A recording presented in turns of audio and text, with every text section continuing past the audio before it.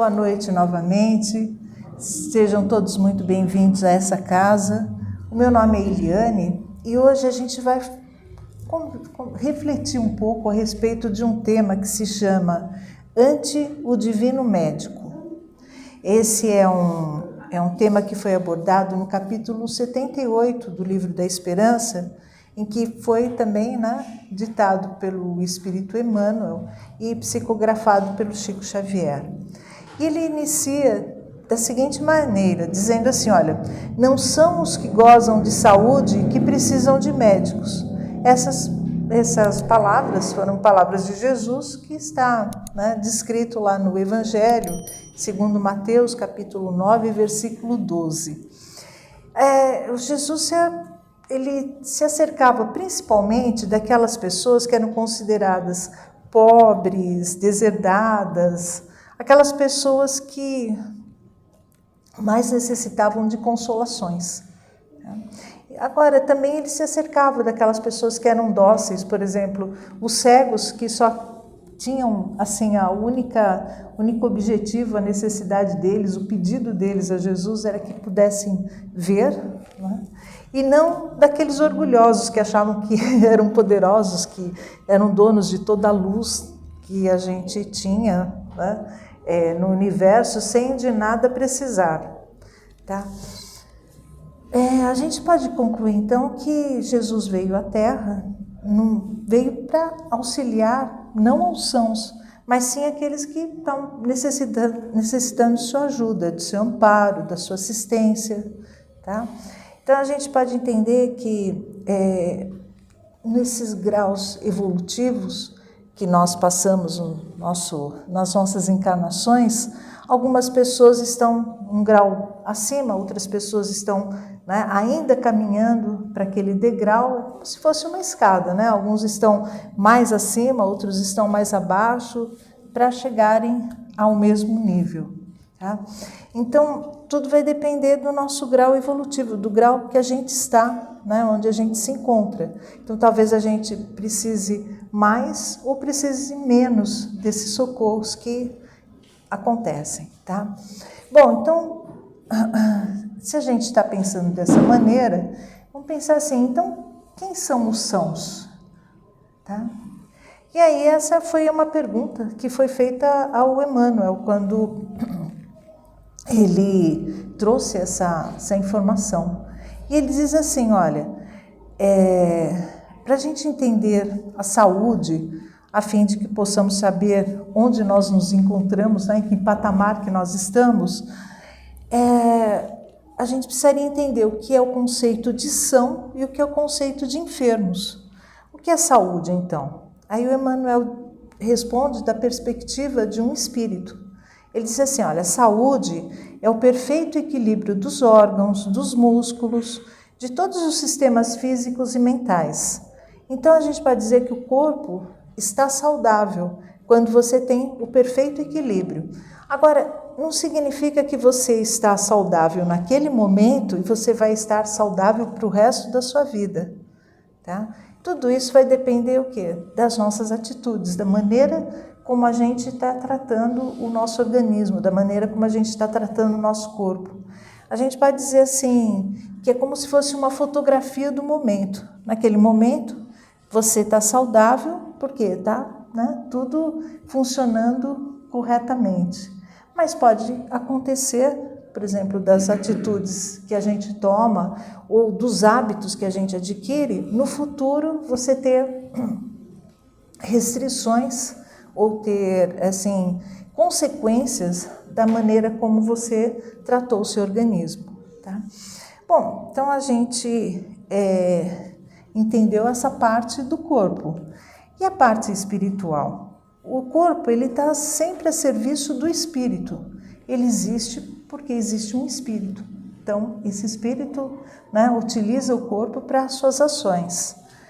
E para o espírito, a perfeita, vamos dizer assim, o perfeito equilíbrio seria a harmonia da alma.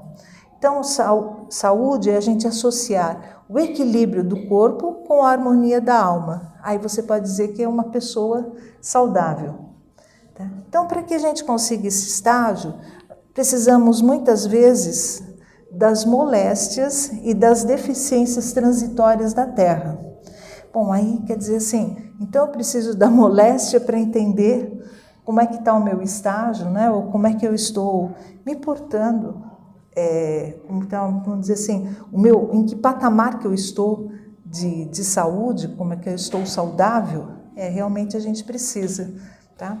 Por quê? Porque quando você adquire as moléstias, você vai fazer o quê? Você vai trabalhar o seu corpo, mas a cada dia você vai conseguir compreender mais o que ocorre com o seu organismo, o que ocorre com o seu espírito, o que ocorre com a sua conduta, tá? Então a gente precisa ter essas dificuldades, a gente precisa ter esses desafios, que é para que possamos aprender com elas. A gente muitas vezes, né, diz assim, nossa, o que eu faço, né? Nasceu uma criança, é o primeiro filho, o que a gente faz? Bom, a criança não vem com manual de instruções, tá? E a gente já sabe disso. Mas também se viesse, será que a gente ia ler?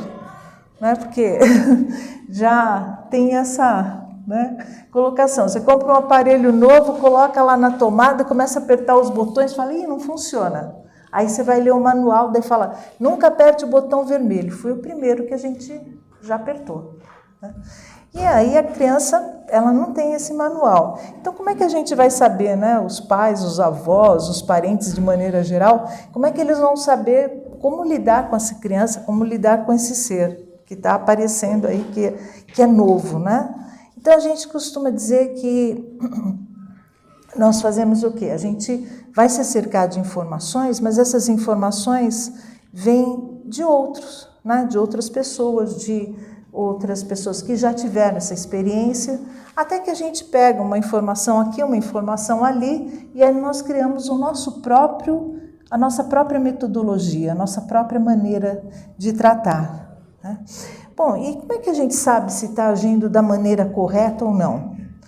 É sempre assim, né? A gente tem um manual de instruções? Será que temos? Falei que a criança não vinha com manual de instruções, mas será que nós temos um manual de instruções? Temos, né? É o Evangelho. Ele está dizendo para a gente tudo que acontece, né? Ou a maneira como a gente deveria se portar. E o Evangelho segundo o Espiritismo, ele vai obter as mesmas orientações que a gente tem, né, no Evangelho tradicional, no Evangelho de Jesus, só que com uma nova roupagem. Ele vai trazer explicações a respeito de cada um daqueles assuntos que estão sendo abordados. Então ele se torna assim mais fácil para que vamos dizer assim, as pessoas da atualidade consigam compreender melhor, né, o que está sendo colocado, o que está sendo ditado. Então, olha, muito diferente das leis dos homens, né, que elas sofrem mudanças constantes, as leis de Deus não, elas são imutáveis e elas, quer dizer, desde que foram criadas, elas continuam sendo da mesma maneira. E no Livro dos Espíritos a gente vai encontrar as leis naturais ou as leis de Deus, como podemos chamar. É a única verdadeira para a felicidade do homem. Então, quer ser feliz, quer agir corretamente, siga as instruções, né, que a gente vai encontrar com relação às leis naturais. Haja como elas estão descritas. Que vai nos indicar assim, como a gente pode proceder ou como a gente deve fazer. E nós nos tornamos infelizes quando a gente se afasta dessas leis, quando a gente acaba não utilizando essas leis, ou então utilizando de uma maneira incorreta, tá?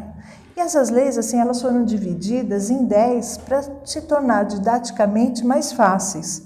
Então, seria assim, a lei do progresso, adoração, trabalho, reprodução, conservação, destruição, sociedade, igualdade, liberdade, mas tem uma que é a mais importante e fundamental para todos nós, que é a lei da justiça, do amor e da caridade.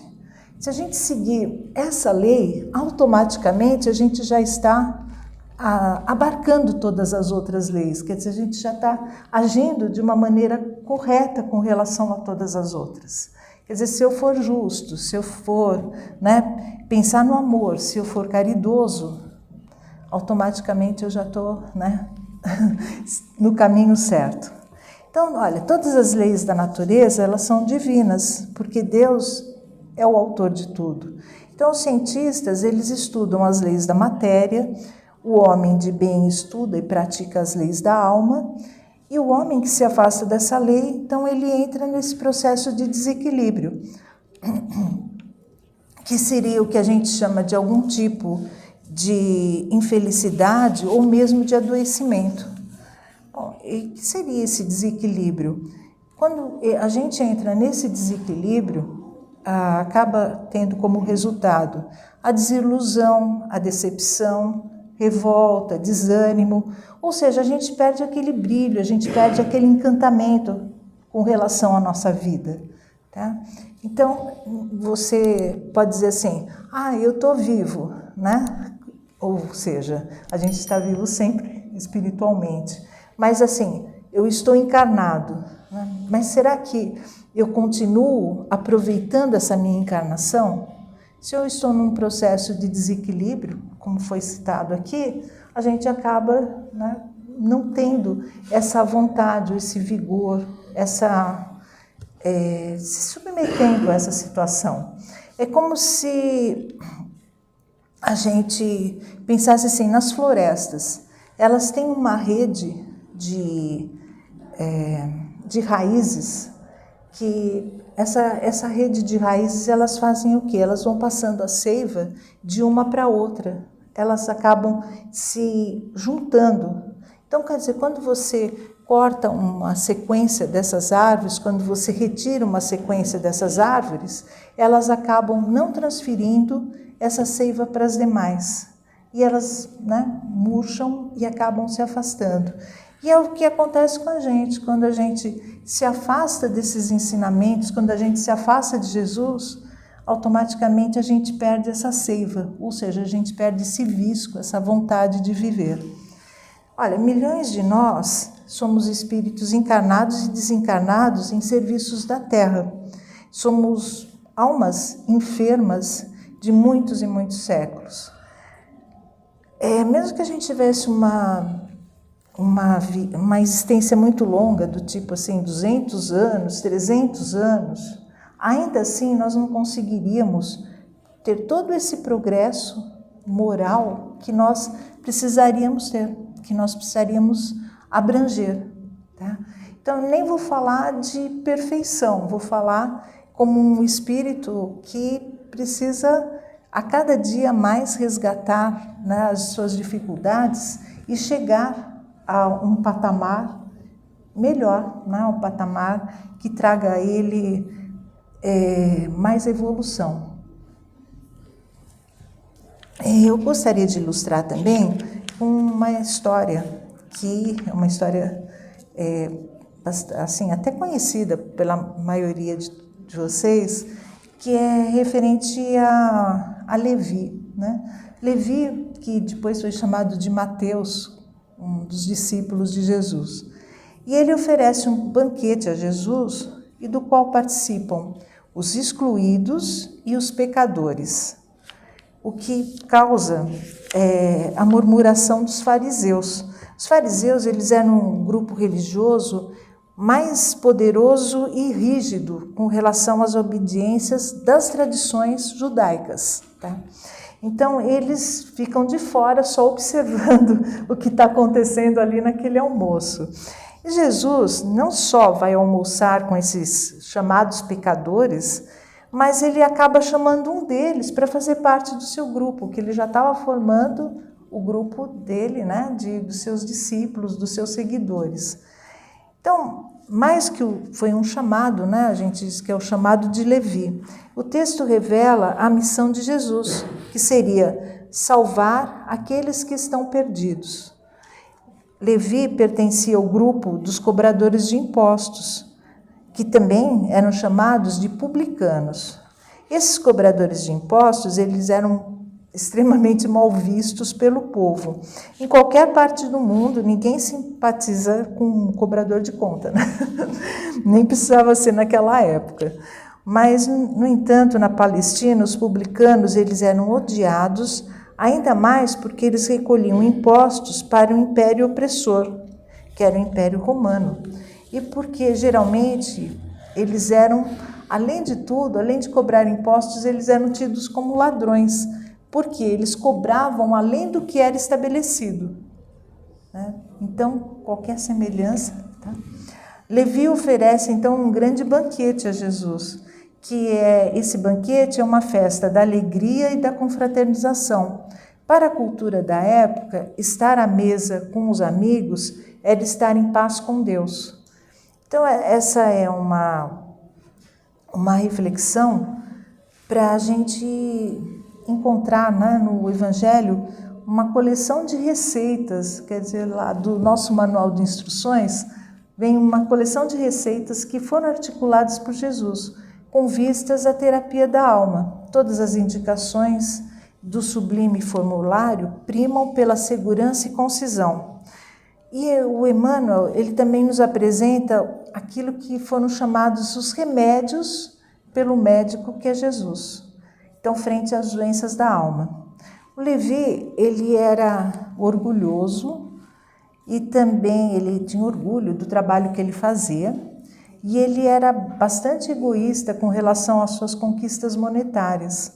Era odiado pelos moradores de Jerusalém, rechaçado pela família, nem a família queria contato com ele, e pelos grupos religiosos, então também ninguém o aceitava nos grupos religiosos. Ele era excluído das comemorações que eles faziam aos sábados. Então, aos sábados, os judeus se reuniam em pequenos grupos e comemoravam, né, que seria essa paz de Deus. Tá? Só que ele não tinha isso, quer dizer, assim, ele não era aceito em nenhum local. Mas quando ele preparou esse banquete e chamou Jesus e os excluídos, aí sim, né? Então a lição, né, para esse orgulho e para esse egoísmo seria assim: olha, faze aos outros o que desejas que os outros te façam. Sabemos então que o orgulho é uma das chagas da humanidade. E fazer ao outro o que desejamos para nós é a maneira de cultivar os relacionamentos puros, bons, tá? Porque somos interdependentes, né? Ou seja, somos independentes, mas precisamos nos agregar, precisamos estar juntos. E trocar, né, o estilo de vida do egoísta por um estilo de vida altruísta, a fim de nós acolhermos aos próximos. E quanto aos fariseus, eles eram vaidosos.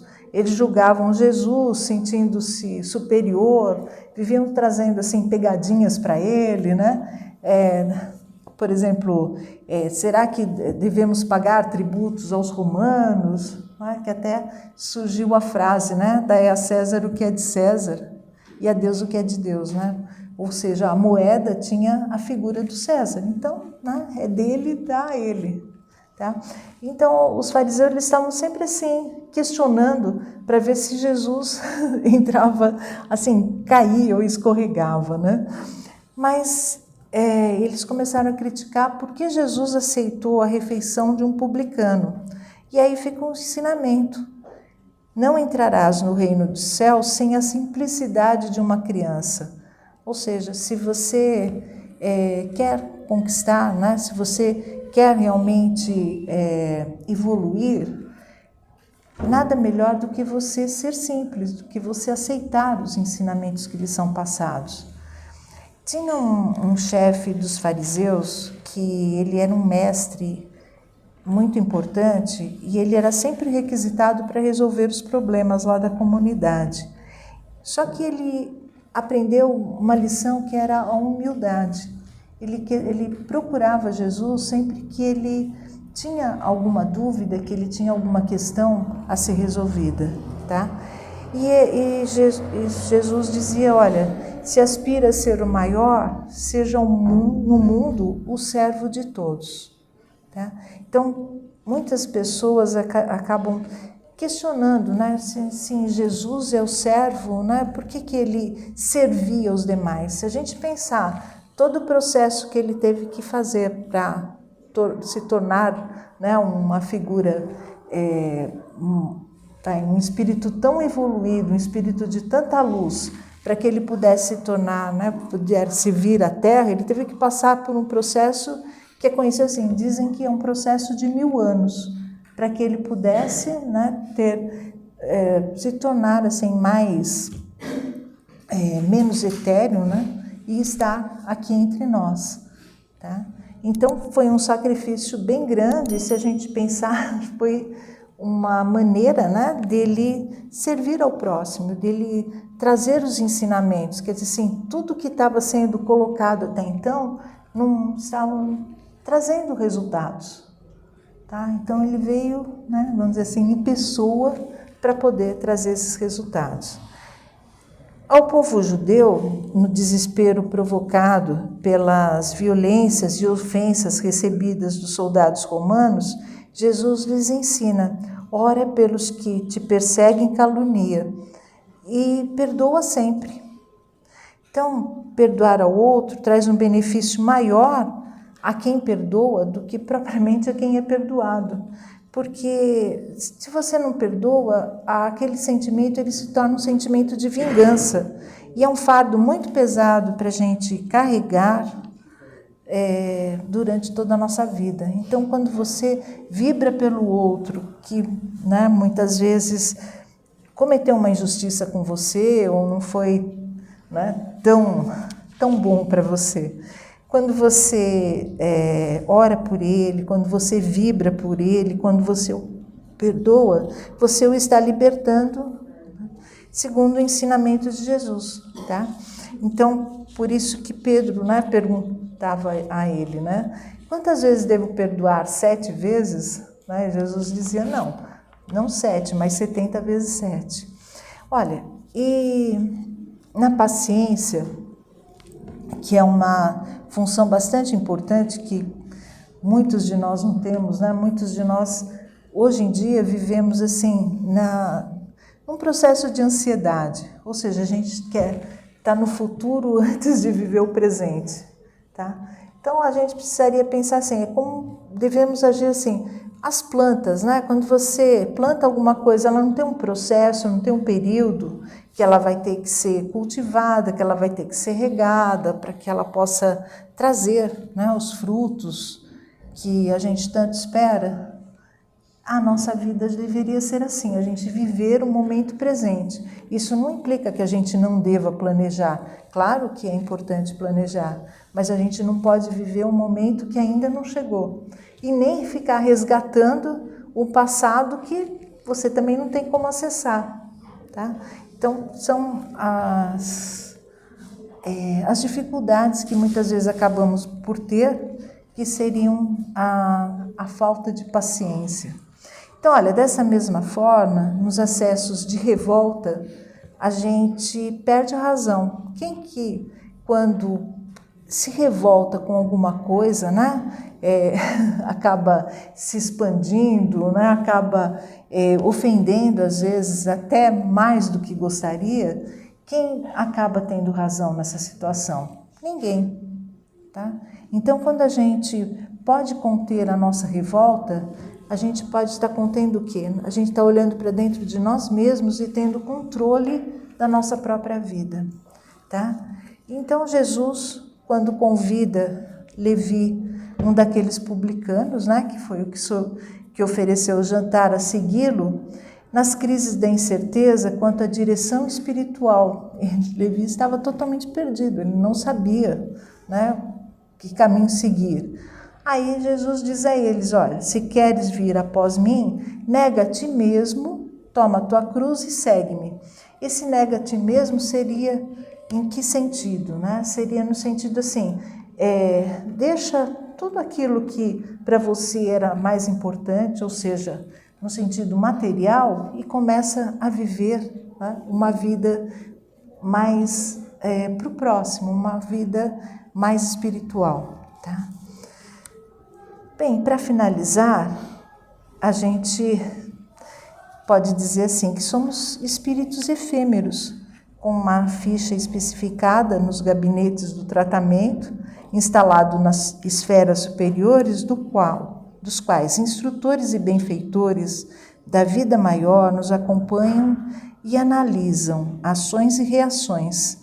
Mas é preciso considerar que o facultativo, mesmo sendo nosso Senhor Jesus Cristo, não pode salvar o doente nem auxiliá-lo de todo, se esse doente persistir em fugir do remédio. Tá?